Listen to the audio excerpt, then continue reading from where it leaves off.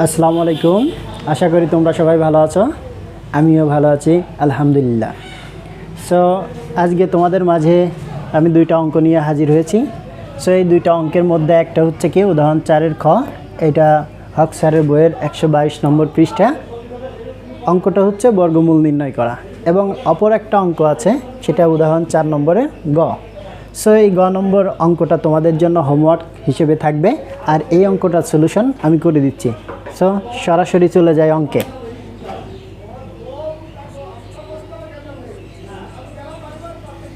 সমাধান।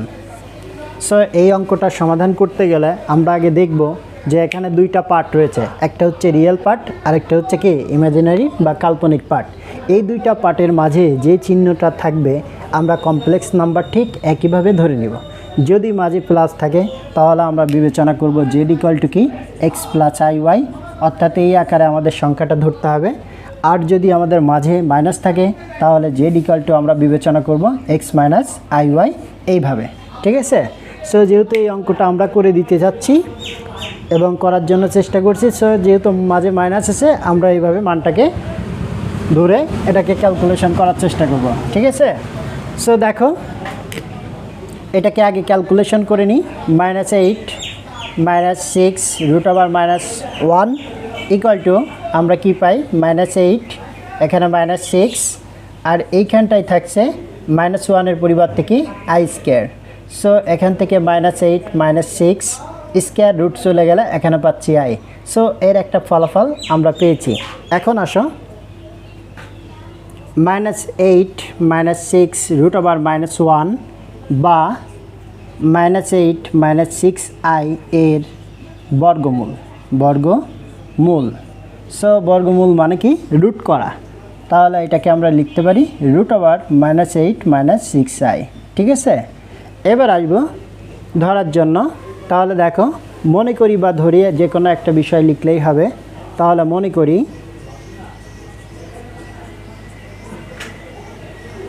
√-8 -6i, যেহেতু মাঝে মাইনাস ছিল তাই এটার জন্য আমরা ধরবো এক্স মাইনাস আই ওয়াই। ঠিক আছে?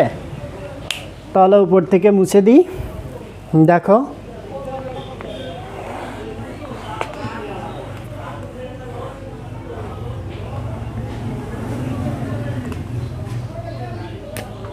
যেহেতু এখানে রুট আছে, রুটকে আমরা ভ্যানিশ করার জন্য কি করব, উভয় পক্ষে বর্গ করে দিব।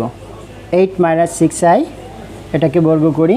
দিস ইকুয়াল টু ডান পাশে আছে এক্স মাইনাস আই ওয়াই, এটাকেও আমরা বর্গ করে দিব। ডান পাশে একটু লিখে দিলে ভালো হয়, সরি, বর্গ করে। তাহলে দেখো, বাম সাইডে স্কোয়ার আর রুট চলে গেল -8 -6i। ডান পাশে আমাদের কি হচ্ছে, এইটাকে বি ধরলে a - b হোল স্কোয়ারের সূত্র হয়। সো দেখো, a স্কোয়ার -2 a b বলতে আই ওয়াই প্লাস আই এর স্কোয়ার ওয়াই এর স্কোয়ার। ওকে? সো বাম সাইডে থাকছে -8 -6i, ডান পাশে আমাদের কি থাকে এক্স স্কোয়ার -2xyi, আর এইখানটায় আই স্কোয়ার পরিবর্তে -1, মাইনাস আর প্লাসে গুণ করলে -y স্কোয়ার। তাহলে দেখো, বা -8 -6i equal to x square -y square, বাস্তব অংশ এক জায়গায় করেছি, -i ইন্টু 2xy, কাল্পনিক অংশ আলাদা করা হলো। তাহলে এখন লিখি, উভয় পক্ষ থেকে দুইটা অংশকে আমরা পৃথক করব। একটা হচ্ছে কি বাস্তব অংশ আর একটা হচ্ছে কি কাল্পনিক অংশ। তো দেখো, একটু ভাষা লাগাই। উভয় পক্ষ হতে বাস্তব ও কাল্পনিক অংশ পৃথক করে পাই। অন্য একটা ল্যাঙ্গুয়েজে ব্যবহার করা যেত যে উভয় পক্ষ থেকে বাস্তব ও কাল্পনিক অংশ তুলনা করে পাই, একই বিষয়। সো এখান থেকে আমরা পাচ্ছি কি x square -y square equal two, দেখো রিয়েল পার্ট হচ্ছে -8, এটাকে সমীকরণ 1 বলছি, এবং বাকি অংশ থেকে আমরা কি পাচ্ছি, এটা মাইনাস এটাও মাইনাস, আই। তাহলে শুধুমাত্র 2xy এবং 2xy ইকুয়াল টু পাচ্ছি কত 6। এবার আসো,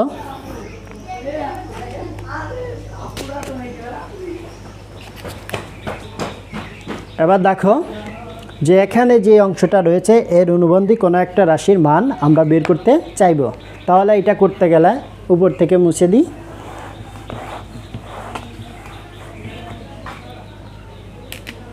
এখন লিখব জানি এখানে যা থাকবে তার অপোজিট মান বের করার জন্য x square plus y square, এটা তার অপোজিট মান। সো এটাকে আমরা করব হোল স্কোয়ার। সো এক্স স্কোয়ারকে যদি এ এবং ওয়াই স্কোয়ারকে যদি আমরা বি বিবেচনা করি, তাহলে এটার হোল স্কোয়ারের যে অনুসিদ্ধান্ত রয়েছে সেটা ব্যবহার করব।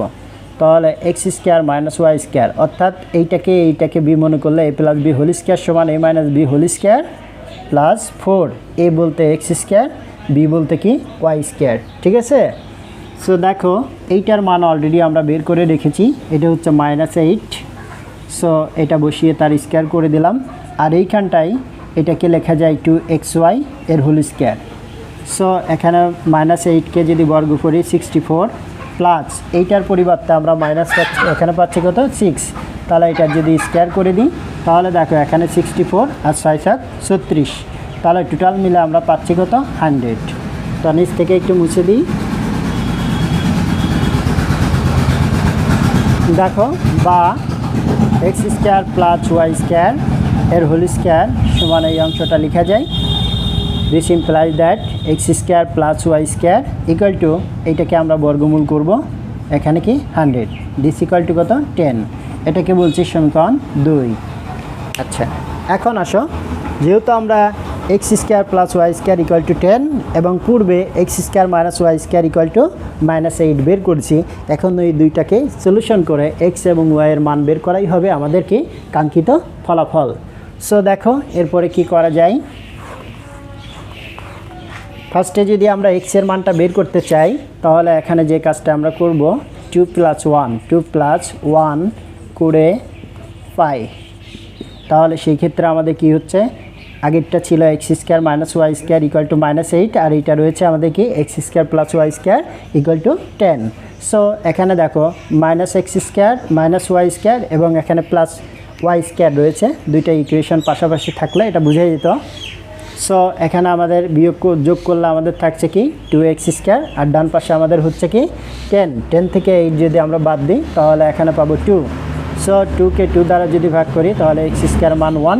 এখন দেখো এক্স ইকুয়াল টু হয় কেন হবে +-√1, দিস ইকুয়াল টু +-1। ঠিক আছে। এবার দ্বিতীয় অংশটা বের করার চেষ্টা করি। পূর্বের ইকুয়েশনটা একটু খেয়াল করলে এটা বুঝতে খুব একটা কঠিন মনে হবে না। সো দেখো এবার যে কাজটা করব আমরা সেটা হচ্ছে যে 2 - 1 করে পাই। ঠিক আছে। তাহলে 2 নং থেকে 1 নং যদি বাদ দিই, বীজগণিতীয় নিয়ম অনুসারে নিচের লাইনে অবশ্যই কি চিহ্নের পরিবর্তন হবে। সো সেই ক্ষেত্রে আমাদের কি হচ্ছে দেখো যে এখানে 2y² হবে, আর এই অংশ আর ওইটা যদি আমরা যোগ করি তাহলে এখান থেকে আমরা পাবো 10 প্লাস কি 8, দ্যাট মিন্স 18।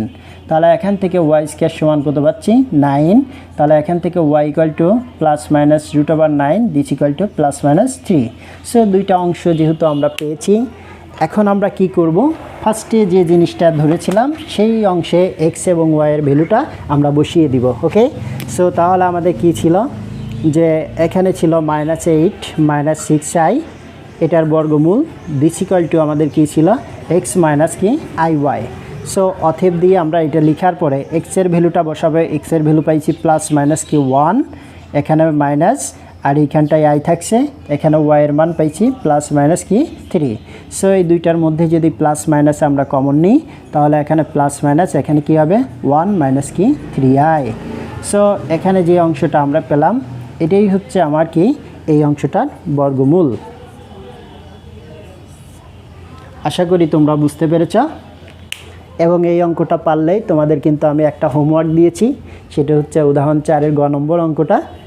সো এইটা বাসায় প্র্যাকটিস করার পরে ওই অঙ্কটা যদি তোমরা করো তাহলে আশা করি খুব সহজ হবে। তো এই পর্যন্ত শুরু থেকে শেষ পর্যন্ত যতগুলা এই চ্যাপ্টারের উপর ভিডিও দিয়েছি, আশা করি এইগুলা তোমরা সঠিকভাবে করলে 100% কোশ্চেন কমন পাবা ইনশাল্লাহ। আজ এই পর্যন্তই, সবার জন্য ভালো কামনা করে বিদায় নিচ্ছি। আল্লাহ হাফেজ।